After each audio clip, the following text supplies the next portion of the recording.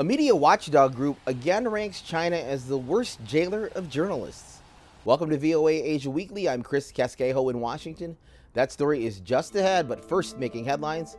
At least 30 people in India were killed and many more injured in a stampede at the sacred Maha Kumbh Mela festival in the northern Uttar Pradesh city of Prayagraj, police and health officials said Wednesday. The stampede happened when pilgrims tried to jump barricades. An Air Busan flight caught fire Tuesday night at South Korea's Gimhae International Airport in Busan just before departure to Hong Kong.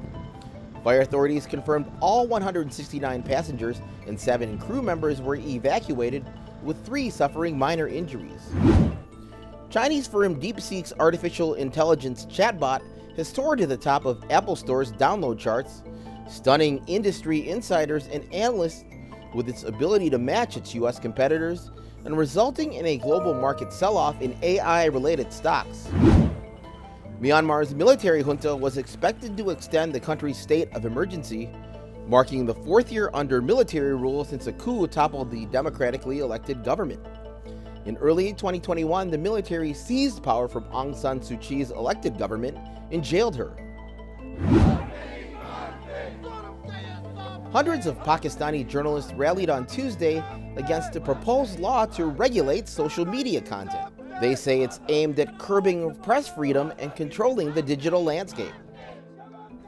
The law would establish a regulatory authority that would have its own investigation agency and tribunals. Those found guilty of violating the proposed law would face prison sentences of up to 3 years. China again ranks as the worst jailer of journalists, according to a report released this month from media watchdog group Committee to Protect Journalists. As VOA's Liam Scott reports, analysts say the situation is bad and only getting worse. Armed personnel stand watch as a vehicle carrying Jimmy Lai arrives for another hearing at a Hong Kong court in November. The pro-democracy publisher is on trial for national security charges, in a case that his international lawyers and foreign governments say is politically motivated. Lai was one of at least 50 media workers imprisoned for their work in China and Hong Kong as of December 1st, according to data from the Committee to Protect Journalists' 2024 prison census released this month. The group's chief executive, Jody Ginsburg, says Lai's case is emblematic. Not just of the kinds of restrictions that we're seeing in Hong Kong, but more globally, in which journalists are being held under accusations of breaching national security. Globally, at least 361 journalists were imprisoned for their work as of December 1st, and China held the most in custody. That ranking is not a shock for Yachia Wang, the China director at democracy advocate Freedom House. It's not surprising because China has been at the bottom of the list for many years. Analysts like Wang believe many more journalists could be behind bars in China, but their families are often afraid to talk publicly. Anyone who,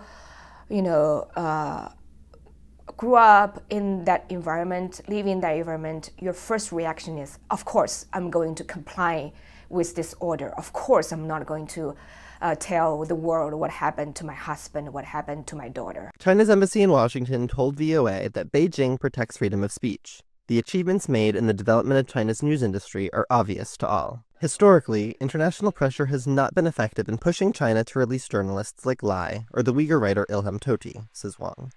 But it can help ensure access to other rights like medical care. When there's international attention, the prisoner guards treat them better.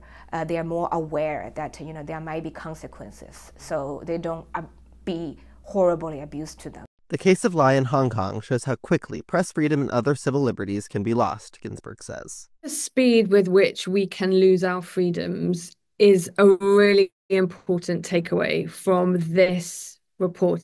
Hong Kong says it respects press freedom and the rule of law. But Ginsburg says the cases there should act as a lesson for democracies that press freedom can disappear. Liam Scott, VOA News. Visit voanews.com for the most up-to-date stories. I'm Chris Casquejo. Finally, a happy Lunar New Year from all of us at Voice of America. And wishes them a new year with good fortune. Massive floats and hundreds of performers lit up Hong Kong's night parade on Wednesday, overlooking the city's iconic Victoria Harbor. Dance troupes from across the globe took part in the event, ringing in the Chinese zodiac Year of the Snake. Thanks for watching VOA Asia Weekly.